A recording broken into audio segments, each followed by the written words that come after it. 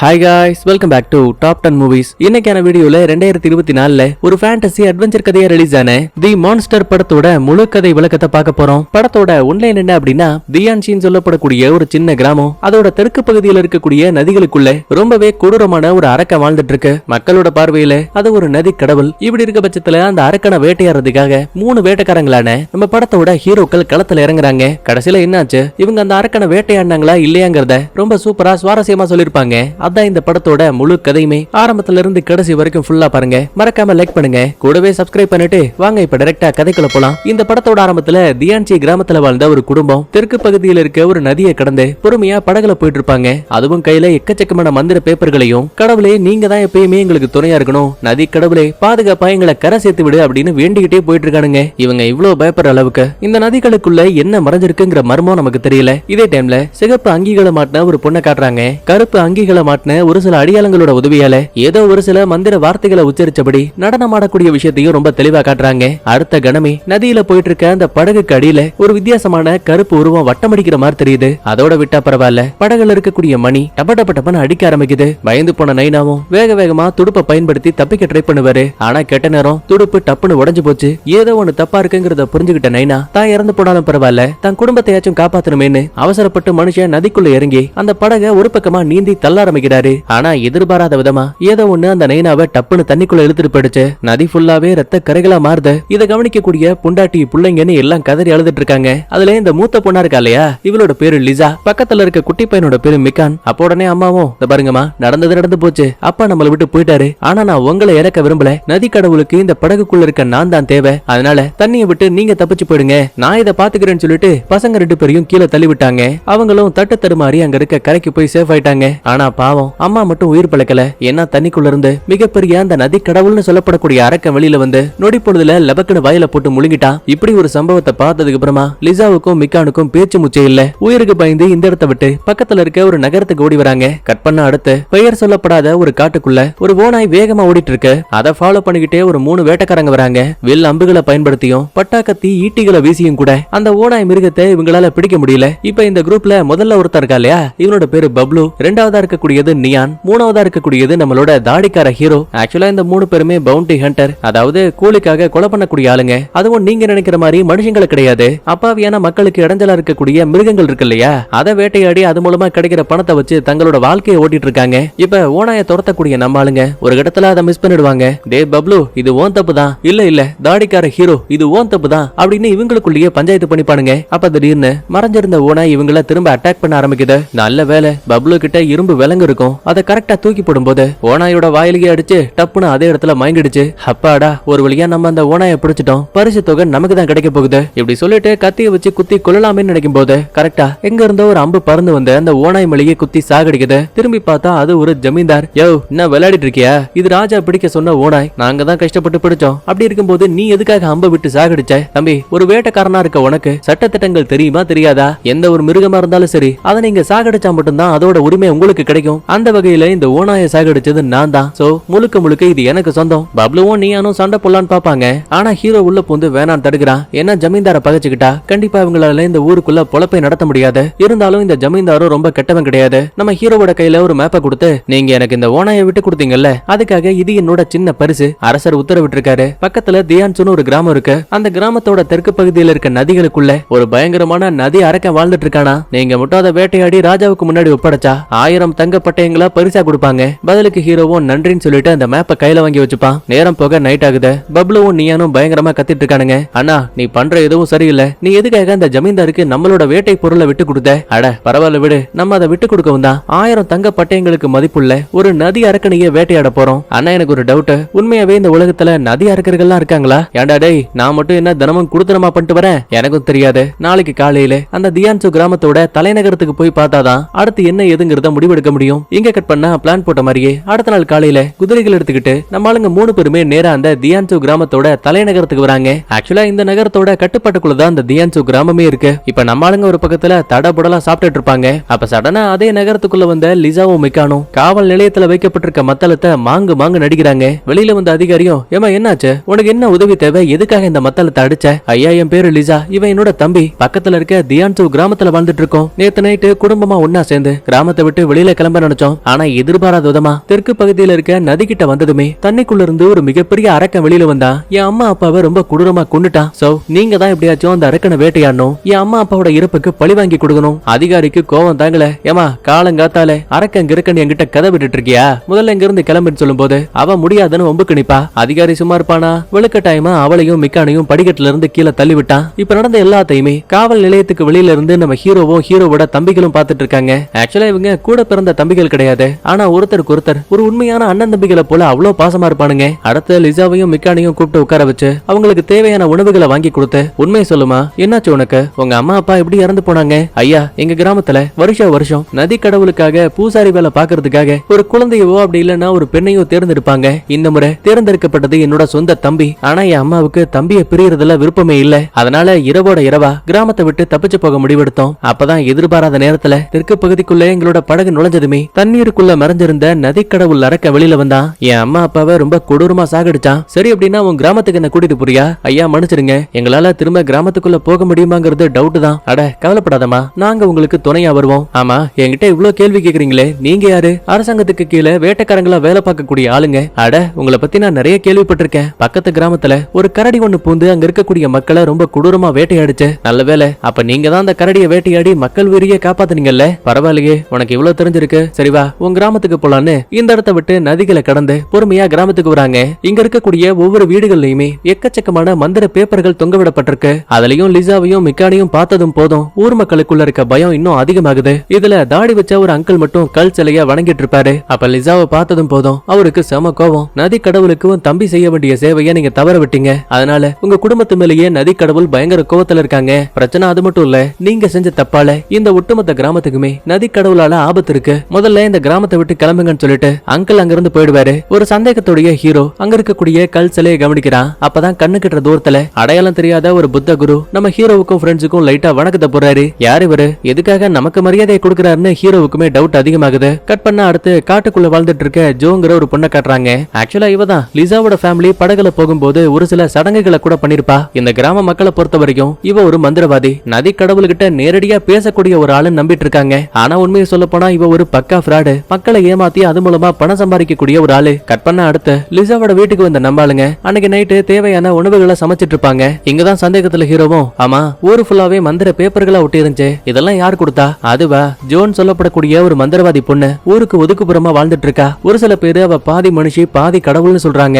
இன்னும் ஒரு சில பேரு அந்த ஜோவுக்கு வயசு 200, ஆனா 20 வயசு பொண்ணு போலவே தோற்றமளிக்கிறான்னு கதை விட்டுட்டு இருக்காங்க. அது மட்டும் இல்ல, இந்த நதி கடவுளுக்கு யார பலி கொடுக்கணும், யார தங்களோட பூசாரியாக்கணும்னு எல்லாத்தையுமே தேர்ந்தெடுக்கிறதுக்கான உரிமை அது அந்த ஜோ கிட்ட தான் இருக்கு. இங்கதான் நியான் லிசா சோகமா இருக்க விஷயத்த கவனிக்கிறான். ஆமா என்னாச்சு உனக்கு? இல்ல எங்க அம்மா கடைசியா எனக்கு இந்த மீனை தான் சமைச்சு கொடுத்தாங்க, அதான் அவங்கள பத்தின ஞாபகம் எனக்கு அதிகமா வந்துட்டு இருக்கு. சரி நடந்து முடிஞ்ச விஷயத்தை ஏன் யோசிக்கிற, முதல்ல சாப்பிடுன்னு இவன் தான் ஆறுதலா பேசிட்டு இருக்கான். சொல்ல போனா நியானுக்கு லிசா மேல கண்டதும் காதல். கட் பண்ணா அடுத்த நாள் காலையில விடியுது. லிசாவோட அம்மாவும் அப்பாவும் எந்த இடத்துல கொல்லப்பட்டாங்களோ அதுக்கு பக்கத்திலேயே நிறைய ரகசியமான பொறிகளை வைக்கிறாங்க. அடுத்து நதிகளுக்கு பக்கத்துல வந்த நம்பாளுங்க ஒரு மிருகத்துக்கு வெறி பிடிக்கிறதுக்கு தேவையான மருந்துகளை அந்த தண்ணிக்குள்ள போட்டு விட்டானுங்க. ஆரம்பத்துல தண்ணி பயங்கரமா கொப்பளிக்குது. சொல்ல போனா ஒரு வித்தியாசமான உருவம் கூட வெளியில தெரியும். ஆனா அடுத்த நிமிஷமே அந்த உருவம் மறைஞ்சு போயிடும். உடனே பப்ளுவும், எப்பா இது ஏதோ ஆமாப்பா, நம்ம நினைச்ச மாதிரி இந்த இடத்துக்குள்ள அரக்கன் இல்லன்னு நினைக்கிறேன், இப்படி சொல்லி வாய கூட மூடல. அடுத்த நிமிஷமே தண்ணிக்குள்ள இருந்து அந்த மிகப்பெரிய ராட்சச அரக்கன் வெளியில வந்துட்டான். அட அட அட, மூஞ்சி பாக்குறதுக்கு எவ்வளவு சர்வ லட்சணமா இருக்கு.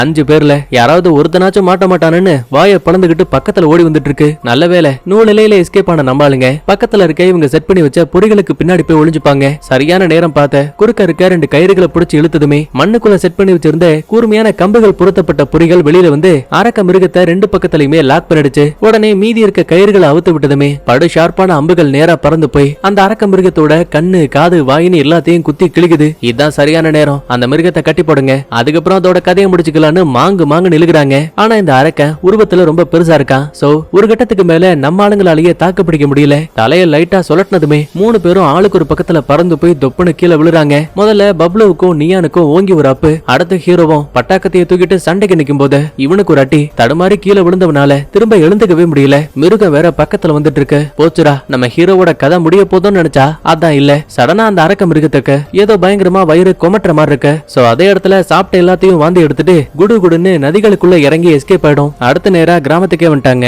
இப்ப இவங்க அரக்கனை பார்த்த விஷயம் அங்க இருக்கக்கூடிய மக்கள் எல்லாருக்குமே தெரிஞ்சு, எப்பா இவங்க நதி கடவுளுக்கு எதிர நிறுத்திட்டாங்க. கண்ணுக்கு நேரா அந்த அரக்கனை பார்த்தாங்க. அப்படி இப்படின்னு புரணி பேச ஆரம்பிக்கிறாங்க. சடனா அங்கிளும் மத்தாளுங்களும் அந்த இடத்த விட்டு திருச்சி ஓட ஆரம்பிக்கிறாங்க. என்னாச்சு, இவங்க யார பார்த்து ஓடுறாங்க? பதிலுக்கு லிசாவும் மந்திரவாதியான ஜோ இங்க வந்திருக்கா. வருஷம் நதி அரக்கனுக்காக பலி கொடுக்கறதுக்கு 2 குழந்தைகளை தேர்ந்தெடுப்பாங்க. அதனாலதான் இன்னைக்கு பலி கொடுக்கறதுக்காக அந்த குழந்தைகளை பலிமேடைக்கு கொண்டு போறா. எவ்வளவு ஒரு முட்டாள்தனமான மக்களா இருப்பாங்கன்னு பாருங்க.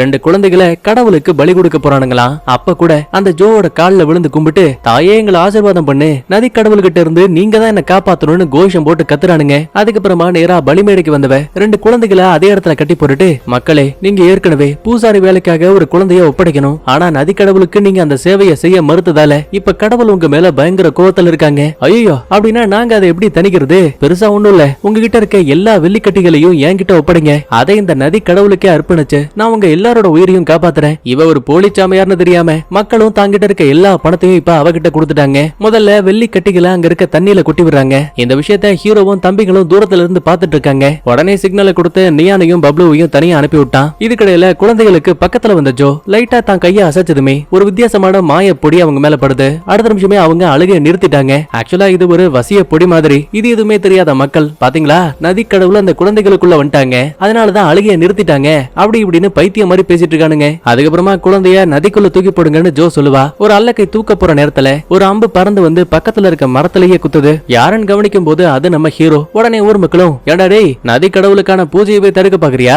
அட முட்டா பேசுங்களா, நதி கடவுளும் கிடையாது, இந்த ஜோ ஒரு மந்திரவாதியும் கிடையாது, நீங்களே இதை பாருங்கன்னு சொல்லிட்டு தம்பிங்க 2 பேரையும் மேல வர வைக்கிறான். பார்த்தா அவங்க கையில தண்ணிக்குள்ள தூக்கி போட்ட அந்த வெள்ளி கட்டிகள் இருக்கு இல்லையா, அது எல்லாமே மூட்டையா இருக்கு. உங்ககிட்ட இருந்து ஏமாத்தி பணத்தை வாங்கி இந்த நதிகளுக்குள்ள தூக்கி போற மாதிரி நடிச்ச பலிமேடைக்கு அடியில இருக்க அல்லக்கைகள் மூலமாவே திரும்ப அந்த வெள்ளி கட்டிகளை இந்த ஜோ எடுத்து வச்சுக்கிறா. யோ, இப்ப என்ன, இந்த நதிகளுக்குள்ள உண்மையாவே அரக்கன் இல்லன்னு சொல்ல வரியா? சின்ன திருத்தம், அரக்கன் இருக்கான், ஆனா அது நீங்க நினைக்கிற மாதிரி நதி கடவுள் கிடையாது. இந்த ஜோ உங்களை ஏமாத்தி உங்ககிட்ட இருக்க பணத்தை பிடுங்கிறதுக்காக தான் நதி கடவுளோட சேவகி அப்படின்னு போய் சொல்லி உங்களை ஏமாத்திட்டு இருக்கா. அவ்வளவுதான், உண்மையை போட்டு உடைச்சதும் போதும் ஒட்டுமொத்த மக்களும் இப்ப ஜோவுக்கு எதிராக திரும்புறாங்க. அடியே ஃப்ராடு, எங்களோட பணத்தை எங்க கிட்ட திரும்ப கூடுன்னு கத்திக்கிட்டே பக்கத்துல வரும்போது ஒரு புகவெடியை போட்டு ஜோவும் அடியாளுங்களும் அந்த இடத்தை விட்டு எஸ்கேப் ஆயிட்டாங்க. அதுக்கப்புறமா அங்கிள் பையனும் ஊர்ல இருக்க மத்தாளுங்களும் ஹீரோ அப்புறம் தம்பிகாரனோட கால்ல விழுந்து, ஐயா நாங்க இவ்வளவு காலமா அந்த மந்திரவாதியான ஜோ சொன்னது எல்லாமே உண்மை நினைச்சேன். அப்பாவியான நிறைய குழந்தைகளை இந்த நதிகளுக்கு பலி கொடுத்தோம். இன்னைக்கு நாங்க எங்களோட தப்புகளை புரிஞ்சுக்கிட்டோம். அதனால நீங்க இங்க இருக்கக்கூடிய அரக்கனை அழிச்சதுக்கு அப்புறம் தான் இந்த ஊரை விட்டு வெளியில போகணும். அது வரைக்கும் உங்களுக்கு தேவையான எல்லாத்தையுமே நாங்க செஞ்சு கொடுக்குறோம்னு தட புடலா சாப்பாடு, மூக்கு முட்டை சரகுன்னு எல்லாத்தையுமே ஊர் மக்கள் கொண்டு வந்து நம்ம ஹீரோ கிட்ட கொடுக்குறாங்க. இன்னொரு பக்கத்துல அல்லக்கை ஒருத்தன் ஜோ கிட்ட வரான். தலைவி, நம்மளோட திட்டம் எல்லாம் வீணா போயிடுச்சு. அந்த 3 வேட்டைக்காரங்க உள்ள புந்து எல்லாத்தையுமே கெடுத்துட்டாங்க. அட எதுக்கு இப்ப அவசரப்படுற? நமக்கு இடைஞ்சலா யார் வந்தாலும் சரி, அவங்கள அந்த நதி அரக்கனுக்கே பலி கொடுப்போம். உடனே நம்மளோட அடுத்த கட்ட பிளான செயல்படுத்த பதிலுக்கு அல்லக்கையும் சரின்னு சொல்லிட்டு அந்த இடத்தை விட்டு கிளம்பிடுவான். இன்னொரு பக்கத்துல லிசாவோட வீட்டுல இருக்க ஹீரோவும் தம்பிங்களும் கிடைச்ச சாப்பாடையும் சரக்குகளையும் குடிச்சு என்ஜாய் பண்ணிட்டு இருக்காங்க. அப்ப சடனா யாரோ ஒருத்தர் வீட்டோட கதவை தட்டக்கூடிய சத்தம் கேக்குது. என்னன்னு கவனிக்கும் போது ஒரு சீன்ல நம்ம ஹீரோ ஒரு புத்தகுருவை பார்த்திருப்பான்ல, அந்த மனுஷன் தான் இங்க வந்திருக்காரு. தம்பி, ஆரம்பத்துல இருந்தே அந்த ஜோ ஒரு கெட்டவன்னு இந்த ஊர் மக்கள் கிட்ட எவ்வளவோ சொன்னேன், ஆனா யாருமே நம்பல. இன்னைக்குதான் உங்களுக்கு புத்தி வந்திருக்கு. நீங்க நதி அரக்கனோட இருப்பிடத்தை தேடி ரொம்பவே கஷ்டப்படுறீங்கல்ல, ஒருவேளை இந்த மேப் உங்களுக்கு உதவியா இருக்கும். ஆமா, இது என்ன வகையான மேப்? பல்லாயிரம் ஆண்டுகளுக்கு முன்னாடி வாழ்ந்த ராஜாக்கள் தங்களுக்கு எப்பவுமே மரணம் வரக்கூடாதுங்கிறதுக்காக ஒரு சக்தி வாய்ந்த சாகா வரத்தை தரக்கூடிய மருந்தை உருவாக்க நினைச்சாங்க. அதுக்காகவே நதிகளுக்கு அடியில ஒரு மிகப்பெரிய ரகசிய குகையை உருவாக்குனாங்க. ஒருவேளை நீங்க தேடக்கூடிய அந்த அரக்க மிருகம் கண்டிப்பா அங்க இருக்கிறதுக்கான வாய்ப்பு கூட இருக்கு. பார்த்து பாதுகாப்பா போயிட்டு வாங்கன்னு சொல்லிட்டு அந்த குரு அந்த இடத்தை விட்டு கிளம்பிடுவாரு. கட் பண்ணா அடுத்த நாள் காலையில அப்படியே ஊருக்குள்ள விட்டு இருந்த மந்திர பேப்பர்களையும் அந்த ஜோவுக்காக புகழ்ந்து எழுதப்பட்ட வாக்கியங்களையும் மக்கள் கொஞ்சம் கொஞ்சமா அழிக்க ஆரம்பிக்கிறாங்க. அது மட்டும் இல்ல, ஹீரோவும் தம்பிகளும் இந்த கிராமத்துல இருக்க அப்பாவியான குழந்தைகளுக்கு ஒரு எதிரியை எப்படி தாக்கணும், தற்காப்பு கலையை எப்படி பயன்படுத்தணும்னு அதுக்கேத்த பயிற்சிகளையும் கொடுக்கறாங்க. நேரம் போக அன்னைக்கு மதியமாகுது. ஏற்கனவே பிளான் போட்ட மாதிரி அந்த குரு கொடுத்த மேப் எடுத்துக்கிட்டு நதிக்கரையை ஒட்டி இருக்கக்கூடிய ஒரு பெரிய மலைக்கு வராங்க. கண்ணுக்கு முன்னாடி ஒரு கேவ் இருக்கு, அதாவது குகை. ஏற்கனவே குரு சொன்ன மாதிரி இங்கதான் சாகா வரத்துக்கான அந்த மருந்தை உருவாக்க ட்ரை பண்ணிருப்பாங்க. சோ ஒவ்வொரு இடமா அந்த அரக்க சம்பந்தப்பட்ட ஏதாவது தகவல் கிடைக்குதான்னு தேட ஆரம்பிக்கிறாங்க. அப்பதான் ஹீரோ அங்க இருக்கக்கூடிய ரசாயன பொருட்களை செக் பண்ணி ஒரு உண்மையவே கண்டுபிடிக்கிறான். ஆக்சுவலா நதி அரக்க தானாவே உருவாகல, உருவாக்கப்பட்டிருக்கான். இன்னும் தெளிவா சொல்லணும்னா பல்லாயிரம் ஆண்டுகளுக்கு முன்னாடி இந்த கேவ்ல தான் சாகா வரத்துக்கான மருந்தை உருவாக்க ட்ரை பண்ணிருப்பாங்க. ஆனா கடைசி வரைக்கும் எல்லா மருந்துகளுமே தோல்வி அடைஞ்சிருக்கு. இது மூலமா மனவிரக்தியான மருத்துவர்கள் அந்த மருந்தை யோசிக்காம பக்கத்துல இருக்க நதிகள்ல கொட்டி விட்டு இருக்காங்க. ஒரு நல்ல மருந்து நதிகளுக்குள்ள இருக்க எந்த உயிரினத்தையும் பாதிக்காது. அதுவே கெட்ட மருந்து கண்டிப்பா ஒரு சின்ன மிருகத்தையே அரக்கனா உருமாத்துற அளவுக்கு பவர் இருக்கு. சோ இப்போ உங்களுக்கு தெளிவா புரிஞ்சிருக்கும்னு நினைக்கிறேன். பழங்காலத்துல இந்த நதிகளுக்குள்ள கொட்டப்பட்ட கெட்ட மருந்துகளால தான் இப்ப இந்த மிகப்பெரிய அரக்க மிருகமே உருவாயிருக்கு. இவ்வளவு நாளா அமைதியா இந்த கேவுக்குள்ள உறங்கிட்டு இருந்த மிருகம் இப்ப ஏதோ ஒரு காரணத்தால நதியை கடந்து போகக்கூடிய ஆளுங்க யாரா இருந்தாலும் சரி அவங்கள தேடி தேடி வேட்டையாட ஆரம்பிக்குது. இதெல்லாம் ஒன் பை ஒன் சொல்லிட்டு இருக்க நேரம் பார்த்த சடனா ஏதோ ஒண்ணு உள்ள வரக்கூடிய சத்தம் கேக்குது. பயந்து போன 3 பேருமே வில் அம்புகளோட ரெட்டியா நிப்பாங்க. ஆனா நினைச்ச மாதிரி வந்தது அரக்க மிருகம் கிடையாது, லிசாவும் அவளோட தம்பியும் தான். அடியே நீ இங்க என்ன பண்ணிட்டு இருக்க? என் அம்மா அப்பாவை சாகடிச்ச அந்த அரக்க மிருகத்தை நான் பழி வாங்கணும், அதுக்காக தான் நான் இங்க வந்தேன். பைத்தியமா நீ? அந்த மிருகம் ரொம்ப ஆபத்தானது, முதல்ல கிராமத்துக்கு போ. இல்ல நான் போமாட்டேன்னு இவ்வளவு அடம் பிடிச்சிட்டு இருக்கா. அப்ப திடீர்னு எங்க இருந்தோ எக்கச்சக்கமான அம்புகள் பறந்து வந்து நம்ம ஆளுங்களுக்கே அட்டாக் பண்ண பாக்குது. உயிருக்கு பயந்து ஆளுக்கு ஒரு பக்கத்துல பதுங்கிடுவாங்க. அப்பதான் இவங்க அட்டாக் பண்ணது யாருன்னு கவனிக்கும் போது வெள்ளி பயபுள்ள ஜோ இருக்கா பாத்தீங்களா, அவதான் தன்னோட அடியாளங்களை பயன்படுத்தி இந்த கேவுக்குள்ளேயே ஹீரோ தம்பிக்காரங்கன்னு எல்லாரோட கதையும் முடிக்க பிளான் பண்ணிருக்கா. சோ இப்ப 2 குரூப் கடையில பயங்கரமான சண்டை. அப்போ ஒரு கட்டத்துல அல்லக்கைங்க 2 பேரு நம்ம லிசாவையும் குட்டி பையன் மிக்கானையும் தோல் மேல தூக்கிட்டு வேக வேகமா அந்த கேவை விட்டு வெளியில ஓட பாக்குறானுங்க. இதை கவனிக்கிற பப்ளுவும் நியானோ விடாம அவங்கள துரத்தி வரும்போது ஒரு கட்டத்துல தப்பிக்க வழி இல்லாம அல்லக்கைங்க 2 பேரும் வசமா மாட்டிக்கிட்டாங்க. இங்கதான் நியானும் பப்ளுவும் அந்த அடையாளங்களை பார்த்து பயப்படாம அவங்களுக்கு பின்னாடி இருக்க ஏதோ ஒரு விஷயத்த பார்த்து மிரண்டு போறானுங்க. இங்கதான் கேமராவும் கொஞ்சம் கொஞ்சமா திரும்புது. என்னன்னு பார்த்தா நதிகள்ல பார்த்தா அதே அரக்க மிருகம் இந்த கேவுக்குள்ளதான் ரகசியமா பதுங்கி வாழ்ந்துட்டு இருந்திருக்கு. பொறுமையா எழுந்து வாய பேனு புலகம் பாருங்க. மொத்த பேருக்கும் அல்ல இல்ல. லிசாவும் மிக்கானும் அடையாளங்களை தள்ளி விட்டுட்டு வேக வேகமா அந்த கேவ்ல இருந்து தெரிச்சு ஓட ஆரம்பிக்கிறாங்க. ஆனா கிடைக்கிற ஒவ்வொரு சந்து பொந்துக்குள்ள இருந்தும் அந்த கொடூரமான அரக்க நம்ம ஆளுங்களுக்கு அட்டாக் பண்ண ட்ரை பண்ணிட்டு இருக்கான். அப்பதான் பப்ளுவுக்கும் நியானுக்கும் சம ஷாக்கு. ஏன்னா ஒரு குறிப்பிட்ட அறைக்குள்ள அந்த அரக்க மிருகத்தோட முட்டைகள் இருக்கு. அப்படின்னா அந்த மிருகம் தனக்கு ஒரு துணை இல்லாமையே இனப்பெருக்க செஞ்சு முட்டைகளை இட்டிருக்கு. தான் குட்டிகளுக்கு ஆபத்து வந்துருமோங்கிற பயத்தாலதான் இந்த நதியை கடந்து போகக்கூடிய ஆளுங்க யாரா இருந்தாலும் சரி அவங்கள வேட்டையாட ஆரம்பிச்சிருக்குன்னு புரிஞ்சுக்கிறாங்க. இப்ப மிருகம் கத்தக்கூடிய சத்தம் தனியா இருக்கக்கூடிய நம்ம ஹீரோவுக்கும் ரொம்ப தெளிவா கேக்குது. கண்டிப்பா தம்பிங்க இந்த வழியா தான் வருவாங்க. அரக்க மிருகம் வரும்போது நம்ம எப்படியாச்சும் அதை பிடிக்கணும், அப்படி இல்லன்னா இதே இடத்துல அழிக்கணும்னு சொல்லிட்டு இந்த குகைக்குள்ள இருக்க ஒரு சில வெடிமருந்துகளை ஒண்ணு சேர்த்து அங்க இருக்க டேபிள்ல கொட்டி வைக்கிறான். அடுத்த கொஞ்ச நேரத்துக்கு அப்புறமா நினைச்ச மாதிரியே தம்பிக்காரன் லிசா அப்புறம் அந்த குட்டி பையன் மிக்கான் இவங்க 4 பேரும் ஹீரோவை நோக்கி ஓடி வருவாங்க. பின்னாடியே அந்த அரக்க மிருகமும் துரத்தி வந்துட்டு இருக்கு. கரெக்டா ஒரு அம்பு எடுத்து துணியை சுத்தி அதுல நெருப்ப பத்த வச்சு டேபிள்ல அடுக்கி வைக்கப்பட்டிருக்க வெடிமருந்த குறி வச்சு தாக்கும் போது கண்ணா பின்னான்னு அந்த இடமே பயங்கரமா வெடிக்குது. இதுல அந்த அரக்க மிருகமும் காயம்பட்டு விழுந்துரும். அது அடகாத்து வச்சிருந்த முட்டைகள் இருக்கு இல்லையா, அது மேலயுமே பாறைகள் விழுந்து ஒட்டுமொத்தமா அந்த முட்டைகளோட கதையும் முடிஞ்சு போச்சு. கட் பண்ணா எனக்கு நைட் ஆகுது. குகைக்குள்ள ஏற்பட்ட வெடிப்பால அரக்க மிருகம் அழிஞ்சு போயிடுச்சு. இனிமே நமக்கு எந்த பிரச்சனையும் கிடையாதுன்னு ஊர் மக்கள் ஒட்டுமொத்த பேருமே ஹீரோவுக்கும் தம்பிகாரனுக்கும் தடபுடலா விருந்து வச்சு கொண்டாடிட்டு இருக்கானுங்க. ஆனா இங்கதான் நியான் பையன் தான் கொண்டு வந்த பேக்ல இருந்து அரக்க மிருகத்தோட ஒரு முட்டையவே வெளியில எடுக்கிறான். அட பாவி, இதை எங்க கொண்டு வந்த? அதுவா அரக்க மிருகத்தை அழிச்சிட்டோன்னு மக்கள் நம்பணும்ல, அதுக்காக தான் இதை கையோட கொண்டு வந்தேன். அதுக்கப்புறமா நடனமாடி பாட்டு பாடி நாடகத்தை பார்த்து என்ஜாய் பண்ணிட்டு இருப்பாங்க. இதுக்கிடையில நியான கொஞ்சம் கொஞ்சமா அந்த லிசாவும் காதலிக்கிற மாதிரி தெரியுது. எல்லாம் நல்லபடியா போயிட்டு இருக்க நேரம் பார்த்து கிராமத்துக்குள்ள இருக்க ஒருத்தன் ஃபுல்லா தண்ணியை பொருட்டு பக்கத்துல இருக்க நதிக்கரையில உச்சா போலான்னு வந்திருப்பான். அப்ப ஏதோ ஒண்ணு தண்ணிக்குள்ள இருந்து இவனுக்கு பக்கத்துல வர மாதிரி தெரியுது. பயந்து போனவன் கண்ணை தேய்ச்சி பாக்குறான். இப்ப அந்த இடத்துல எதுவும் இல்ல. சரி ஒருவேளை இது கற்பனையா இருக்குமோன்னு மறுபடியும் உச்சா போகும்போது நினைச்சு பார்க்க முடியாத நேரத்துல தண்ணிக்குள்ள இருந்து மறுபடியும் அந்த அரக்க மிருகம் வெளியில வருது. ஆக்சுவலா குகையில ஏற்பட்ட வெடிப்பால இந்த அரக்க மிருகத்துக்கு ஒரு சில காயங்கள் மட்டும் தான் ஏற்பட்டிருக்குமே தவிர உயிர் போற அளவுக்கு எதுவும் நடந்திருக்காது. அதுவும் இல்லாம அதோட முட்டைகள் மொத்தமா உடைஞ்சு போச்சு. ஒரே ஒரு முட்டை மட்டும் அது இங்க இருக்கக்கூடிய நியான் கிட்ட இருக்கு. சோ அதை எடுத்துட்டு போறதுக்காக தான் இப்ப அந்த அரக்க மிருகமும் இவ்வளவு தூரம் வந்திருக்கு. வேகமா கிராமத்துக்குள்ள வந்த மிருகம் தான் வாளை பயன்படுத்தி குறுக்க இருக்கக்கூடிய விளக்குகளை அடிக்கும் போது அது பக்கத்துல இருக்க கூரைகள்ல பட்டு தீப்பிடிச்சு எரிய ஆரம்பிக்குது. ஒரு கட்டத்துல நேரா பார்ட்டி வச்சிருக்கக்கூடிய அந்த ஒரு இடத்துக்கே வந்துருச்சு. அங்கிளுக்கும் மத்தாளுங்களுக்கும் அல்ல இல்ல, அட பாவீங்களா, இறந்து போன மிருகம் எப்படா இங்க வந்துச்சுன்னு துண்டக்கணும் துணியக்கணும்னு தெரிச்சு ஓடுறாங்க.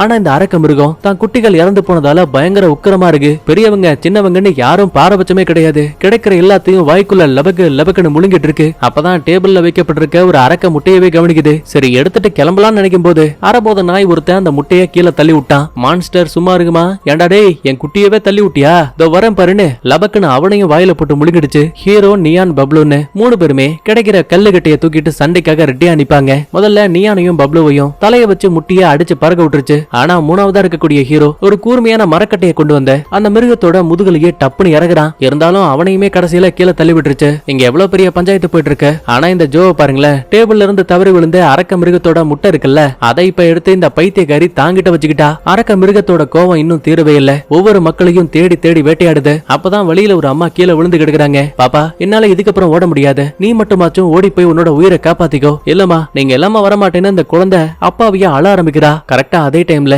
பக்கத்துல வந்த அரக்க மிருகம் குழந்தையோட கண்ணுக்கு முன்னாடியே அவளோட அம்மாவை ரொம்ப கோரமான முறையில கடிச்சு சாப்பிடுது. அடுத்து இவளையும் கடிக்கலாமேன்னு வாயை திறக்கும் போது நல்ல வேலை பின்பக்கத்துல இருந்து வந்த ஹீரோ ஒரு கைத்த போட்டு சுத்தி அந்த குட்டி பொண்ணை தான் பக்கமா இழுத்து அவளோட உயிரை காப்பாத்திட்டான். இதே மாதிரியே இரவும் பகலும் பயங்கரமான சண்டைக்கு அப்புறமா ஒரு வழியா அடுத்த நாள் காலையிலேயே விடிஞ்சு போச்சு. லிசாவும் ஜோவாவும் மிக்கானும் ஹீரோவுக்கும் தம்பிகளுக்கும் என்னாச்சுன்னு பாக்கும்போது நல்ல வேலை அவங்களுக்கு காயம்பட்டிருக்கே தவிர இன்னும் உயிர் போற அளவுக்கு எந்த ஒரு ஆபத்தும் நடக்கல. அப்ப கரெக்டா அந்த இடத்துக்கு அங்கிள் ஊர் மக்களை கூட்டிக்கிட்டு வரான். ஏன்டா டேய் வேட்டைக்கார பசங்களா, எங்கிட்ட என்ன கதை விட்டீங்க? அரக்க மிருகம் செத்து போச்சு நீங்க, நாங்க அதை வேட்டையாட்டோன்னீங்க, அப்புறம் எப்படி அது திரும்பி வந்துச்சு? கவலைப்படாதீங்க, அந்த கேள்விக்கான பதில நான் சொல்றேன்னு கரெக்டா ஜோ அந்த இடத்துக்கு வந்துட்டா. உங்ககிட்ட நான் எத்தனை முறை படிச்சு சொன்னேன் இந்த வேட்டைக்காரங்க போய் சொல்றாங்க என்ன முழுசா நம்புங்கன்னு, ஆனா நீங்க யாருமே அதை கேட்கல. இப்பவும் சொல்றேன், நதி கடவுள் உங்க மேல கோவத்துல இருக்காரு. அதனால உடனே இந்த கிராமத்துல ஒரு ஆளாவே இருந்துகிட்டு உங்களுக்கு தீங்கிழைச்ச லிசாவையும் குட்டி பையன் மிக்கானையும் நீங்க பலி கொடுத்தா மட்டும்தான் இந்த பிரச்சனையை விட்டு உங்களால தப்பிக்க முடியும். அது மட்டும் இல்ல, நதி கடவுளையே அழிக்க நினைச்ச தோ இங்க இருக்க ஹீரோவையும் அவனோட தம்பிகளையும் ஊரை விட்டு அடிச்சு துரத்தணும்.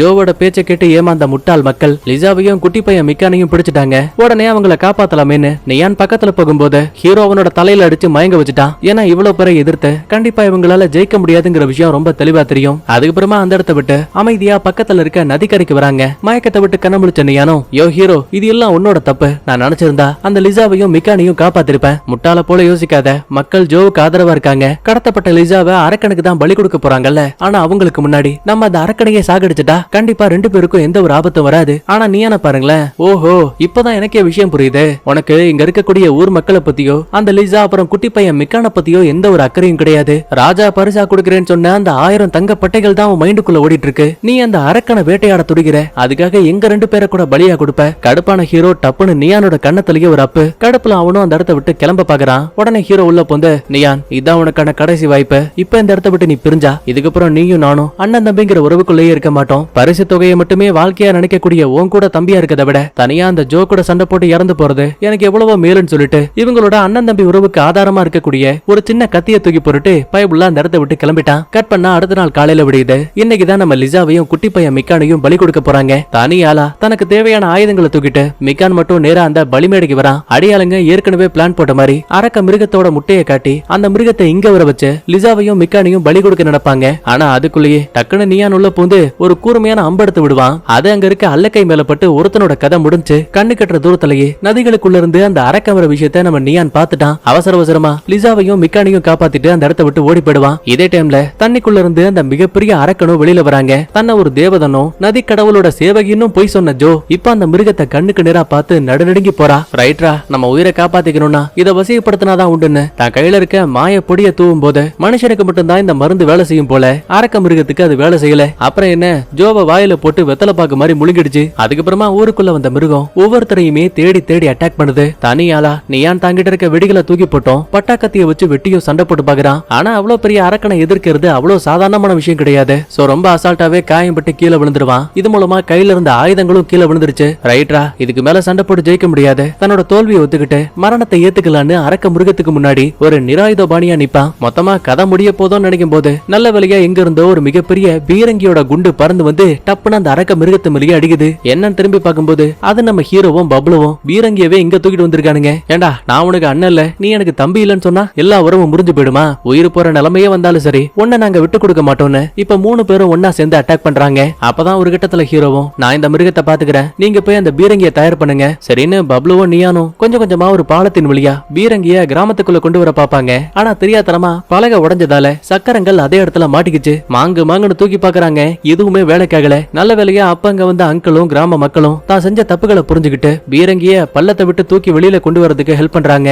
பிளான் போட்ட மாதிரியே அந்த அரக்க மிருகத்தை கூட்டிக்கிட்டு நேரா ஹீரோ ஓடி வந்துட்டு இருக்கான். முதல்ல ஒரு குண்டை வச்சு அட்டாக் பண்ணுவாங்க. ஆனா வெளிப்புறத்துல அந்த மிருகத்தோட தோல் ரொம்ப ரொம்ப கடினமா இருக்கு. சோ கண்டிப்பா அதை சாகடிக்கவே முடியல. இப்படியே போனா தான் தம்பியா நினைக்கக்கூடிய நியானும் பப்ளுவும் இறந்து போயிடுவாங்களோங்கிற பயத்தாலேயே தான் உயிரையே பணைய வைக்கலாங்கிற எண்ணத்துக்கு ஹீரோ வரான். மறுபடியும் தாக்குன்னு சிக்னல் காட்டும் போது ஹீரோ வேணும்னே அந்த அரக்க மிருகத்தோட வாயை பார்த்து தாவுவான். அதுவும் அலேக்கா வாயை புழகம் பாருங்க. அப்புறம் என்ன, குண்டோட சேர்த்து ஹீரோவா அந்த மிருகத்தோட வயிற்றுக்குள்ள போய் வெடிச்சு மொத்தமா அதே இடத்துல இறந்து போயிடுவான். நியானாலையும் பப்ளுவாலையும் இந்த விஷயத்த பார்த்து பொறுக்க முடியல. ஏன்னா தங்களுக்காக தான் ஹீரோ உயிரை விட்டுருக்கான்னு ரொம்ப தெளிவா தெரியுது. அதுக்கப்புறமா இறந்து போன ஹீரோவுக்கு முறையா அடக்கம் பண்ணிட்டு ஊர் மக்களுக்கு பாய் சொல்லிட்டு இவங்க அந்த அரக்க மிருகத்தை சாகடிச்சதால ராஜா கொடுக்கறேன்னு சொன்ன 1000 தங்க பட்டைகள் இருக்குல்ல, அதை போய் வாங்கிட்டு வரதுக்காக இந்த இடத்தை விட்டு கிளம்புறாங்க. சந்தேகத்துல லிசாவும், அப்படின்னா நீங்க திரும்ப வரவே மாட்டீங்களா? வருவோம், அந்த 1000 தங்க பட்டைகளை வச்சு இந்த கிராமத்துல இருக்க மக்களுக்கு நாங்க உதவி பண்ண போறோம், கவலைப்படாத, திரும்ப வந்ததுமே உனக்கும் எனக்கும் கல்யாணம்னு நியான் சொல்ல வெக்கத்துல லிசாவும் சிரிக்க ஆரம்பிக்கிறா. சரி, படம் முடிஞ்சு போயிடுச்சான்னு கேட்டா இல்ல, கடைசியா அந்த அரக்க மிருகத்தோட முட்டைய